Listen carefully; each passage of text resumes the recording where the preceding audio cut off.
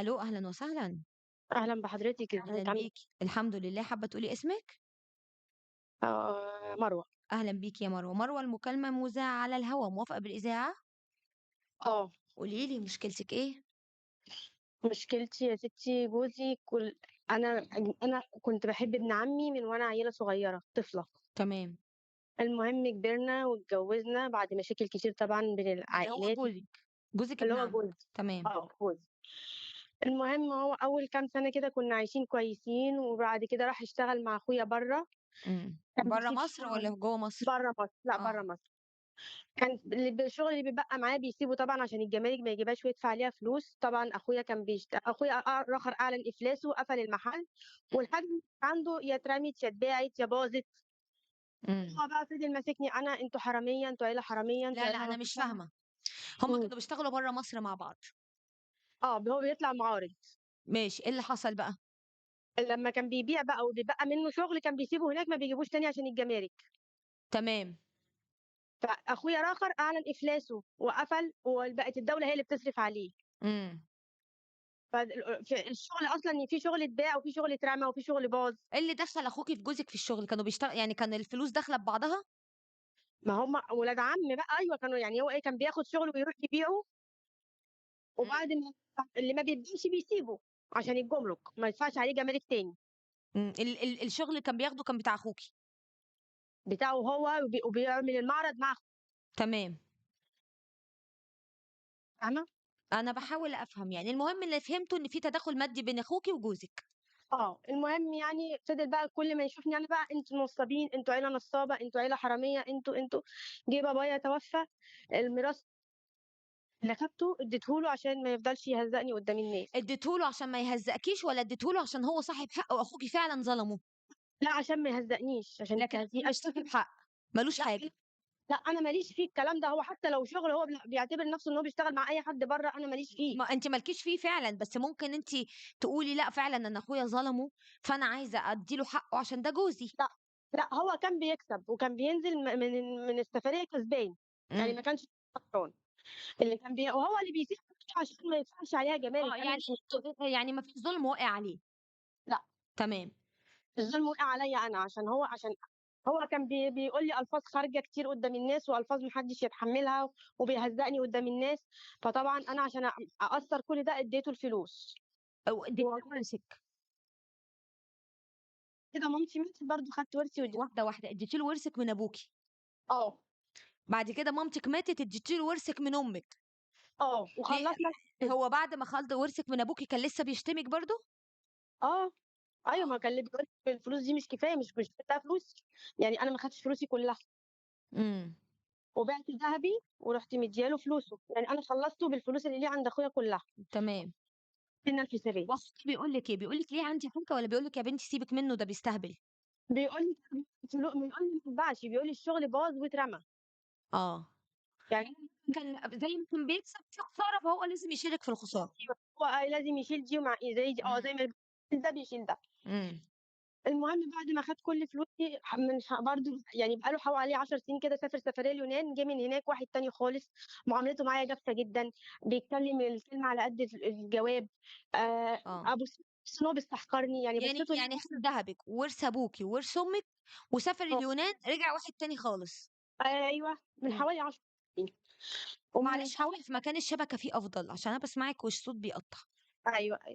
أيوه كده سامعني؟ تمام. بس المهم بقى من بعد ما جه من اليونان ده السفرية دي جه بني آدم تاني، أنا والعيال مش طايقني أنا والعيال وولاده كمان. آه. وقعد قد إيه في اليونان؟ بيقعد بتاع شهر، آه. شهر.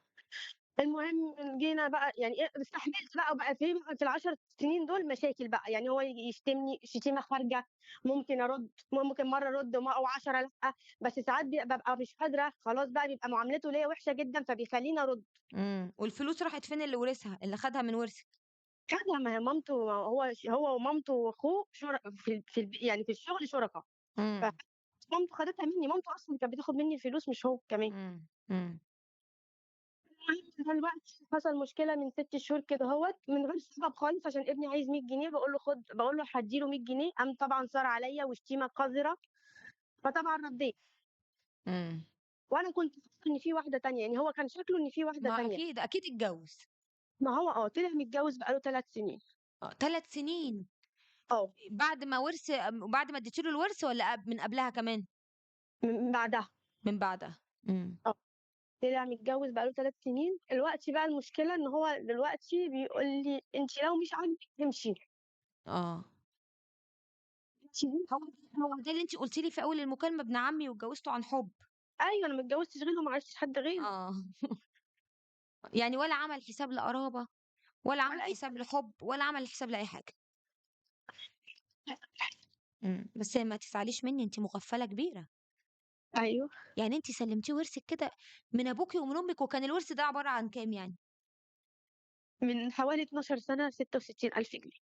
ده في للاتنين والّا واحد بس؟ لأ للاتنين. إمم. كانوا جابوا لي شقة. آه طبعًا، كانوا يجيبوا لِك شقة من 12 سَنة. آه، دلوقتي بقى المشكلة إن هو مش عارف يطلعي برّه. إمم. طب وعيالِك، هو ناسي إن أنتِ حاضنة وعندِك عيال؟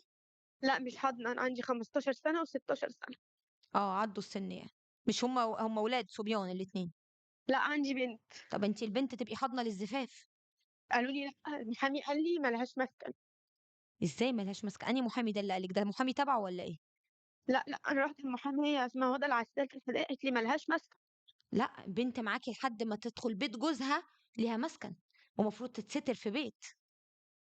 قالت لي: "لو اختارتِك هو هيصرف عليها تعليم ومصاريفها." لأ، ما لهاش مسكن. إمم. فأنا دلوقتي لو خدتها هنروح فين؟ يعني هو دلوقتي شايف لا تعيشي بالأمر الواقع إن أنا اتجوزت آه، وترضي. حتى كمان المصاريف قلّلها. بيقول لِك: "أنا ما بقيتش باكل عندِك وما باشربش عندِك، ما باقلل المصروف بتاع البيت."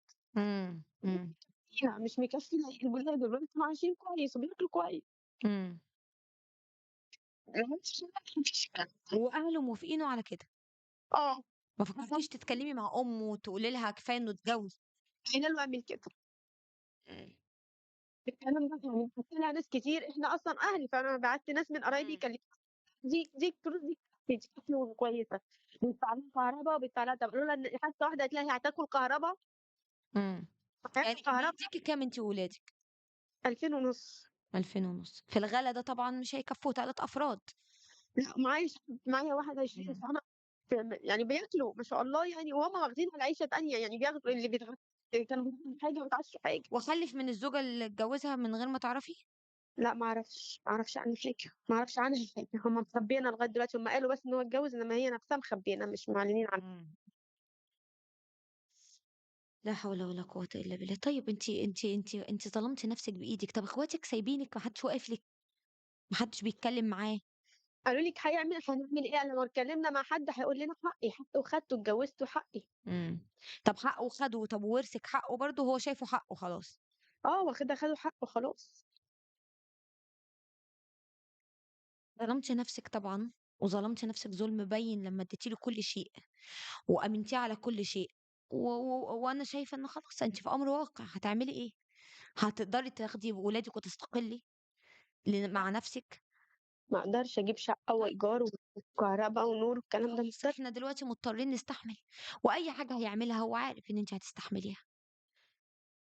ف أيوه. فللأسف في مشاكل كده من غير حلول، لإن أنتِ اللي ظلمتِ نفسِك بإيدِك، على الأقل كان ليكِ قرشِك، ما أنتِ لو قرشِك ده كان محطوط في بنك أو محطوط بيطلع لِك منه أي عائد، أو ليكِ شقة زي ما أنتِ بتقولي بتأجريها، لكن أنتِ ظلمتِ نفسِك وهو استحل فلوسِك. وأخوكِ على فكرة يعني ما تزعليش منه لله، لإن كان لازم هو ييجي ويواجهه بده ويقول له أنت ما لكش حاجة. يعني بس أخويا على فكرة لمّا عرف إن هو عمل كده اتنازل لي عن نصيبه في بيت بابايا.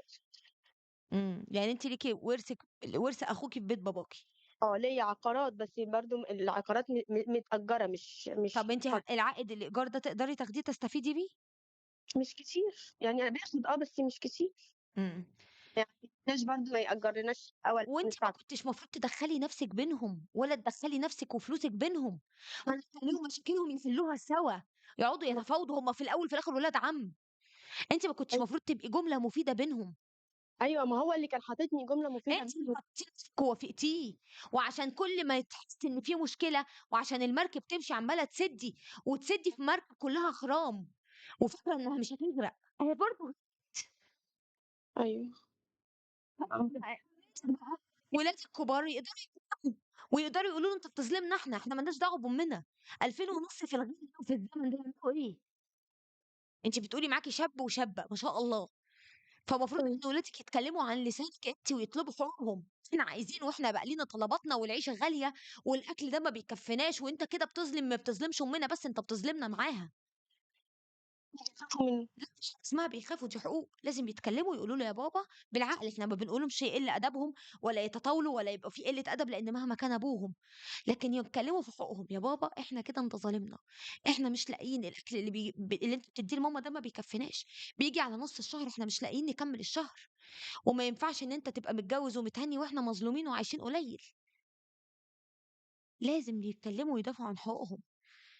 لكن الوضع طبعًا سيء وأنتِ اللي خلّيتِ الوضع سيء بإنِّك رضيتِ بظلمِك واديتِ له حقِّك وهو استحَلّه، لإن مش حق ربنا إنه ياخد حقِّك أنتِ، ما لكيش دعوة، مش قصتِك، هو اشتغل مع أخوكِ مش أنتِ اللي هتدفعي الفاتورة دي، وأهله أيوه. طبعًا ربنا هينتقم منهم في كل ظلم بيشاركوا فيه في ظلمِك أنتِ وعيالِك. ربنا هينتقم منهم إن شاء الله، وهيرجّع لِك حقِّك بإذن الله منهم، لإن هُم إمم. لو هيشاركوا في ظلمِك ومكمّلين في ظلمِك وبينصروا باطل، فربنا مش هيسيبهم، بس يعني خلاص فات الأوان، سامعاني؟ أيوه سامعاكِ. فات الأوان، إمم. ربنا يبارك لِك في ولادِك وتكمّلي بيهم على خير لحد ما يبقوا هُم سندِك وضهرِك في الدنيا، ويعوّضوكِ اللي نقص مع أبوهم بإذن الله. إن شاء الله. بإذن الله. أنا باشكرِك شكرًا جزيلًا. يا ستات خلّي عندكم وعي، اوعي تفتكري إنِّك هتلصّمي حياتِك بإنِّك تدّي جوزِك، وإنِّك تفضلي تدفعي وتفتكري إن دي شطارة، ما هو جوزي وأبو عيالي، جوزِك وأبو عيالِك حاجة والحقوق حاجة، الحقوق دي ربنا قال لنا عليها، وإن تداينتم بدَيْنٍ فاكتبوه، حتى لو كان جوزِك، لو كان أبوكِ، لو كان أخوكِ، لو كان مين. فأرجوكم خلّي عندكم وعي، افهموا في الأصول، افهموا في الصح اعرفوا إن ربنا ما قالش عشان جوزِك يبقى الحياة سداح مداح، أدّي له ورثي، تدّي له ورثِك بتاع إيه؟ اشتغل مع أخوكِ، تدفعي أنتِ فاتورة أخوكِ ليه؟